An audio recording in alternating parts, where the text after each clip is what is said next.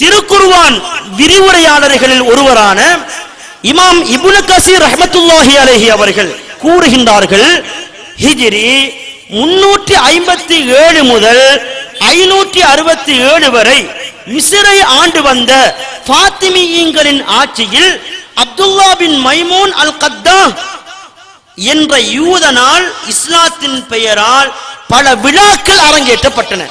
யாரால? யூதனால.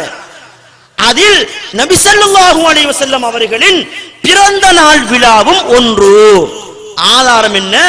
அல் பிதாயா வன் நிஹாயா கிதாப போட்டதும் இல்லாம பக்கம் 172 பாகம் 11.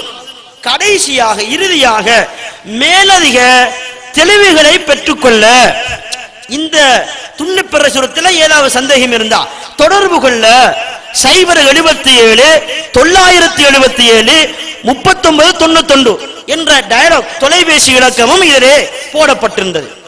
இந்த அல்பிதாயா வன் நிஹாயா என்ற இந்த கிதாபை சுபஹ் தொழுது விட்டு துஹர் வரைக்கும் அட்டை முதல் அக்கம் பக்கம் வரை நான் புரட்டி பார்த்து கொண்டே இருந்தேன். இவ்வாறான ஒரு விடயத்தை காணவே இல்லை.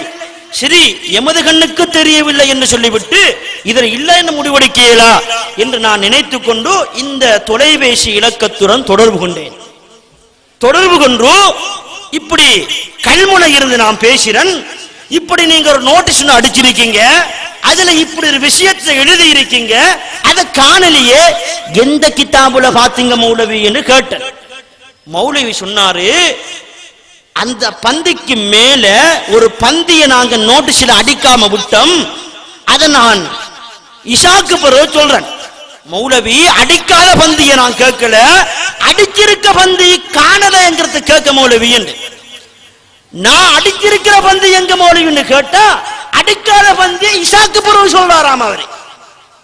நான் கேட்ட என்ன, அவரு சொல்ல என்ன, சோரண்டா பருப்பங்காய்ந்தா. இஷாக்கு பிறகு அவருடன் நான் தொலைபேசியில் தொடர்பு கொண்டேன். எந்த ஒரு பதிலையும் காணவில்லை. எங்களுடைய ஜலீல் ஹஸ்ரத் அவர்களும் தொடர்பு கொண்டார்கள். அவர் சொன்னார், இந்த எல்லா தகவல்களும் எங்களுக்கு காத்தாங்கொழி இருக்கக்கூடிய ஒரு கலாநிதி, பட்டம் பெற்ற ஒரு கலாநிதி தந்தார். அவருடன் நீங்கள் தொடர்பு கொள்ளுங்கள். அப்ப ஏன் உண்ட போன் நம்பரை போட்டாய்? அவர போன் நம்பரை போடுறான நீ? நான் கேட்கிற நியாயமா இல்லையா?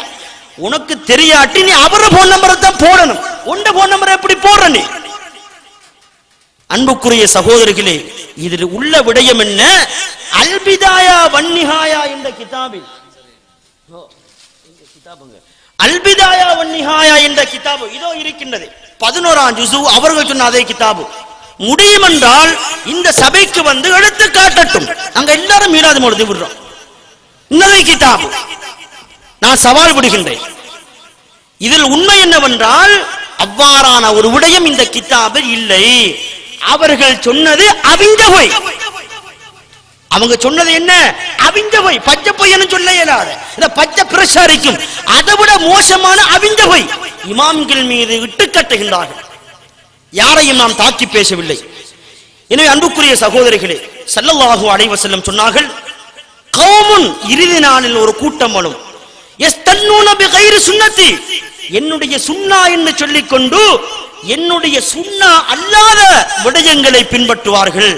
வயஹுதூன பிகைரி ஹதி, என்னுடைய வழி என்று சொல்லிக் கொண்டு நான் காட்டாத வழியை பின்பற்றுவார்கள். அவர்கள் துஆத்துன் அலா அபுவாபி ஜஹன்னம், நரகத்தினுடைய வாசலில் நின்று கொண்டு நரகத்துக்கு அழைக்கக்கூடிய அழைப்பாளர்கள் என்று ஸல்லல்லாஹு அலைஹி வஸல்லம் அவர்கள் ஹுதைஃபா ரலியல்லாஹு அன்ஹு அவர்களுக்கு சொல்லிவிட்டு சொன்னார்கள், அவர்கள் ரிஜாலுன் குலூபுஹும் குலூபு ஷயாத்தீன் ஃபீ ஜுஸ்மான் இன்சின், மனிதனுடைய உடலில் புகுந்த ஷைத்தான் தான் அவர்கள் என்று ஸல்லல்லாஹு அலைஹி வஸல்லம் அவர்கள் இந்த ஹதீஸை ஹுதைஃபா ரலியல்லாஹு அன்ஹு அவர்கள் சொல்லி இருக்கின்றார்கள். இது புகாரியில் பதிவு செய்யப்பட்ட ஹதீஸ் ஆகும். எனவே மார்க்கம் என்பது தெளிவுபடுத்தப்பட்டு விட்டது.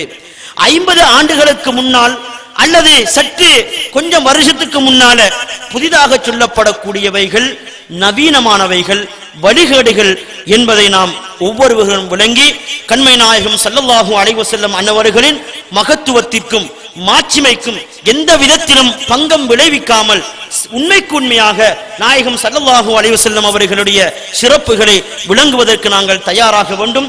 எல்லாம் வல்ல அல்லாஹ் உண்மையான சத்தியமான பாதையில், குறிப்பாக அஹ்லுஸ் சுன்னத் வல் ஜமாஅத் என்ற நாயகத்தினுடைய சுன்னாவையும் ஜமாஅத் என்ற சஹாபா பெருமக்களையும் பற்றி பிடித்த இந்த சுன்னத் வல் ஜமாஅத் கோட்பாட்டையுடைய மக்களாக வாழ்ந்து மரணிப்பதற்கு எம் அனைவர்களுக்கும் அருள் பாலிப்பானாக. வ ஆகிரு தஅவானா அல்ஹம்துலில்லாஹி ரப்பில் ஆலமீன். அஸ்ஸலாமு அலைக்கும் வ ரஹ்மத்துல்லாஹி தஆலா வ பரகாத்துஹு.